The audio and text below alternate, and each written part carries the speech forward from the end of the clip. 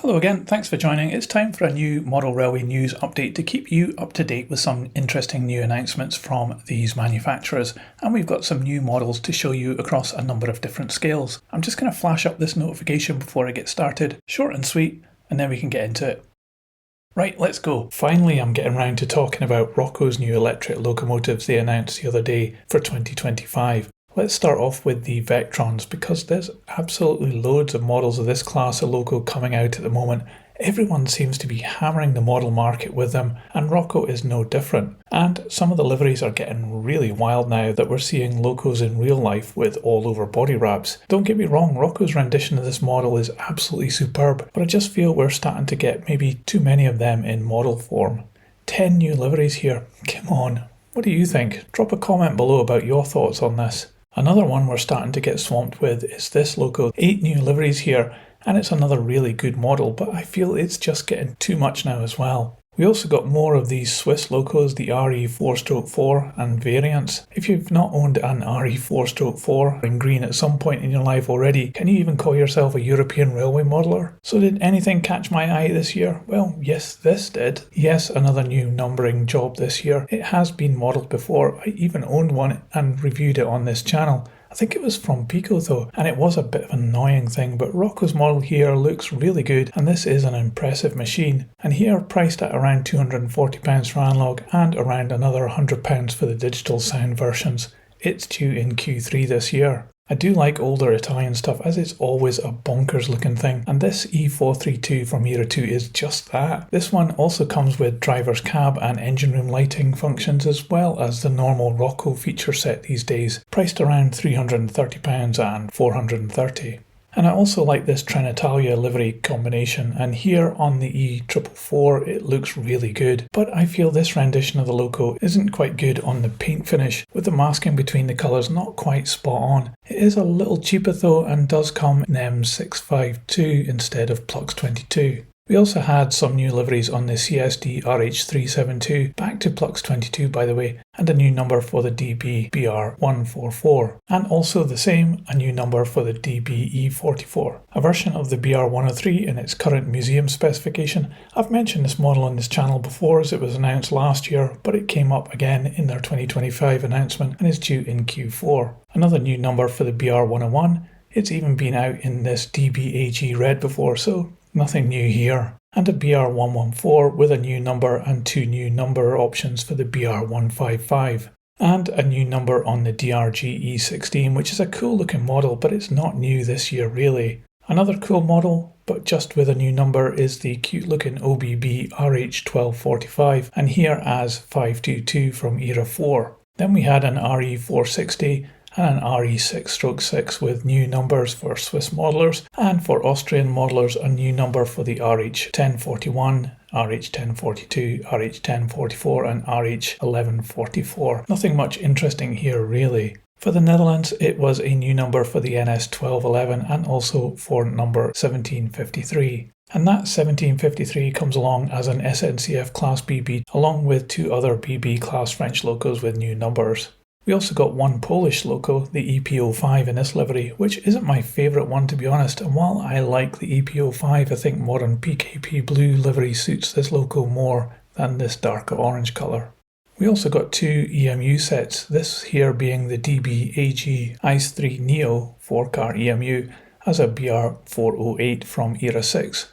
No mention if this has interior lighting, but it does have driver's cab and driver's desk lighting functions. The drive here comes from the restaurant car in the middle of the set. Not a bad price at around £400 when you consider this is a 4-car set, but it does jump up for the 2 digital versions for no apparent reason. The other EMU is the Dutch NS Plan 5 2-car EMU. I do like the look of these sets, and this being a 2-car allows passenger operation on smaller layouts. It's priced around £300 for analog and £100 more for the digital ones. Oh, and also mentioned in our 2025 announcement for HOE scale were these 2, which again I've already mentioned on this channel as they were also announced last year too. And that was it. I've talked through all the locomotives for 2025 from Roco, loads of them, that's for sure, but there was also coaches and wagons of which there were absolutely heaps. Here's a quick run through of the new HO scale coaches that are coming this year, and you can see it's just insane the amount that they are releasing here. If I was to talk through these, I'd be here all year at this rate. So just check out this as they whiz by, and then I'll complain about how many wagons there are too. So here comes the wagons. Again, an absolute ton of them. I am really quite surprised there's a big enough market for all this choice. Some are multi-packs of the same wagon with different numbers, and there's a range of different models across the eras. However, I don't think anything here is actually genuinely brand new, and not just a new livery on an existing model. In fact, there's some models here which I know date back many years, as I used to own the exact same wagon a while ago, and I bought it secondhand then. Anyway, lots to tempt you this year from Roco, with, I am sure, something to suit everyone. So moving on, Dapol have produced some more limited edition models, or should I say new liveries.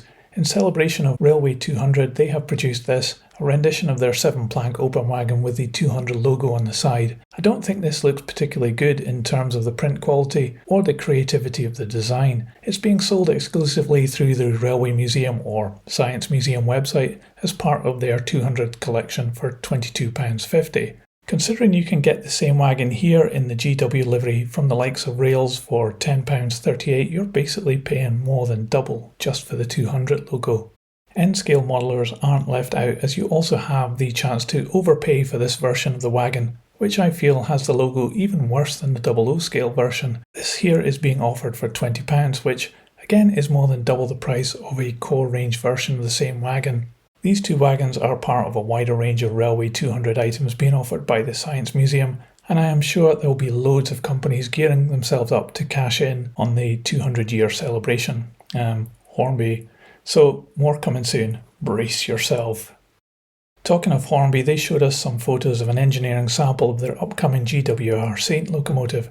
It was only in January that they announced they were doing this model, and already we have these photos of a model that's up and running. Yes, these photos aren't quite the best quality, but they do hint at how good this model is shaping up. The finished models will boast an array of features including interchangeable lamp codes, a 5-pole motor, function-activated flickering firebox, HM7000 readiness, a heavy die-cast chassis and footplate, curved and straight footplate options, crew figures and both Colette and Churchward tenders, along with the bespoke Lady of Legend tender. At this stage, Hornby say that the model runs exceptionally well and is highly accurate. A few minor adjustments will be made, such as refining the coal load. They're still to conduct DCC performance tests yet though, but it's really good to see the project moving along at pace. I'll keep you updated as we hear more on this. We also got to see some decorated sample photos of their upcoming Greater Anglia Class 755-4 Flirt in the new Pride livery. It's obviously aimed at modern audiences. And we've now got these photos of the 4-car train pack to check out the livery application. But to me this logo here looks a bit kinda stuck on. Might be the lighting of the photo though, but something looks off here. And also here are some masking overspills of the black paint as well. And this shot of the flag across the windows doesn't fare much better, as you can see the edges of the transfer and how it's not cut into the window, so it has an air gap around the edges. So for me this is pretty poor stuff, and I know Hornby can do better than this. They have said they have noticed this and are asking for improvements in the application of the liveries, and I hope these issues will be resolved before the model comes to market, as aside from the livery application, this is a superb model with a lot of detail, so I'm keeping my fingers crossed for this one that it'll be spot on. Again, I'll keep you updated. One of Hornby's European brands is Jouef, and they are currently promoting two of France's most iconic locomotives. The first is CC6502 in Era 5 fret livery. I particularly like this livery option, and this model as well as the next one features an updated roof design from Jouef, correcting previous issues. They also have redesigned front handrails and new windscreen wipers. Also updated is the front end of this locomotive with the rectangular SNCF logo, and it now has full metal pantographs, which you can also pick up current from if you have that kind of setup. It does also work on 2-rail, by the way. The other version is the older Era 4 livery in the red and grey, this time as number 21001. Both models come with a metal chassis and plastic body and have directional lights too. They're both priced the same, with DC at $231.99 and DCC with sound at $340.99. That might seem high, but that's basically around £100 cheaper than the same kind of model from the likes of Roco or Pico. Maybe worth checking out. Accurascale again, and this time it's to show us some production samples of their special edition Class 31s. I actually saw these at Model Rail Scotland and they do look pretty good and impressive in their special packaging, which is really neat. These are the exclusive models that are all limited editions and are being sold through the Rails of Sheffield, Model Rail Magazine or Key Model World.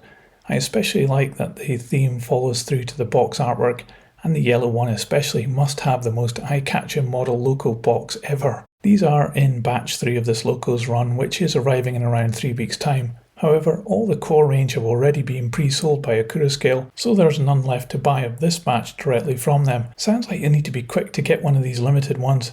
Basically, if you see one, you gotta grab it. Well done Accurascale for making such a popular Loco. And it was only the other day that Accurascale announced they would potentially be doing a model of the Electrostar EMU, and already they have offered some photos of a 3D printed prototype. Just a couple of teasers really, but interesting to see this early stage development and some of the finer details being modelled here. Just check out those windscreen wipers.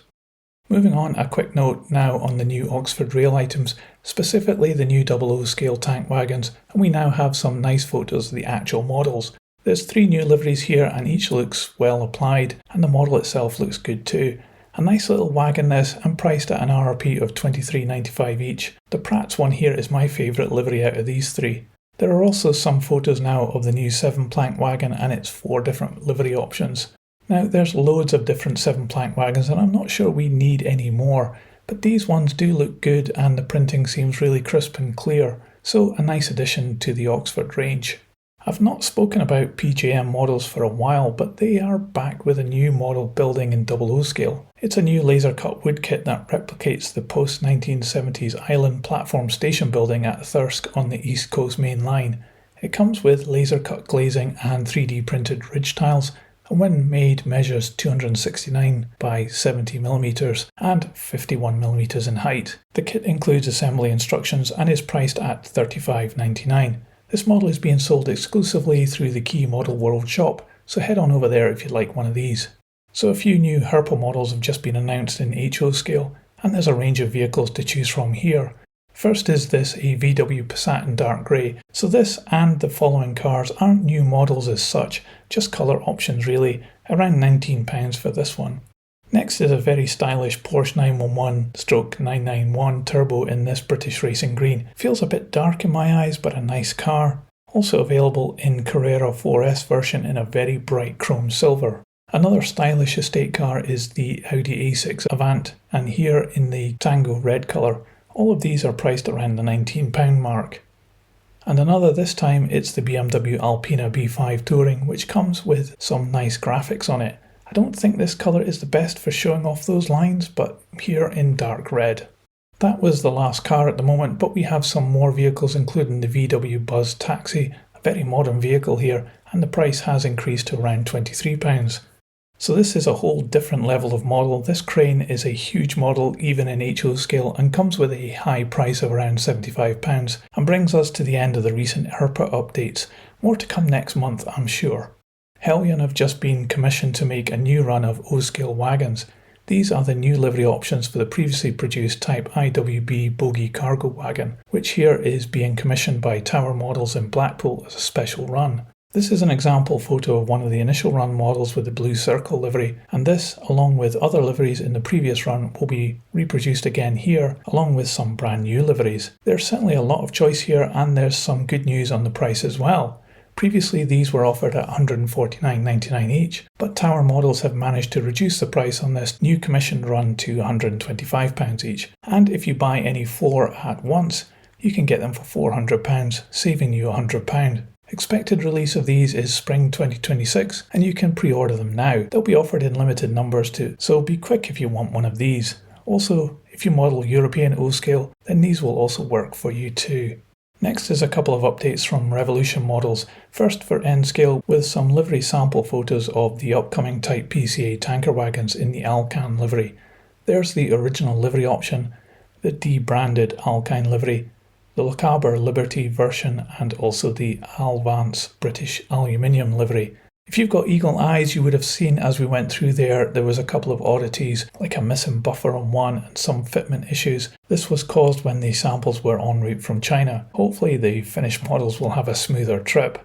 These are being sold in 4 packs of the same livery with different running numbers, and if you pre-order now from Revolution you can get these for £149.95 a pack. Get in quick if you want these though, as the price will rise by £20 after the early bird period. Also from Revolution, but this time in 00 scale, they have announced a new locomotive, the Hunslet 060DH, a little industrial shunter. Very handy loco, and here we're being shown some CAD renderings as the model is only at this stage currently. However, it does bag a lot of character, and the detail proposed on this model looks really impressive. Not due till early 2026, the order book will open in Q2 this year if you want to pre-order. There's not much detail on this project just yet, but I'll keep you updated on this channel as it progresses. And for now, I'll wrap up this video. Thanks for watching. I'm sure there'll be more coming soon, so subscribe to keep yourself up to date, and I'll see you on the next one.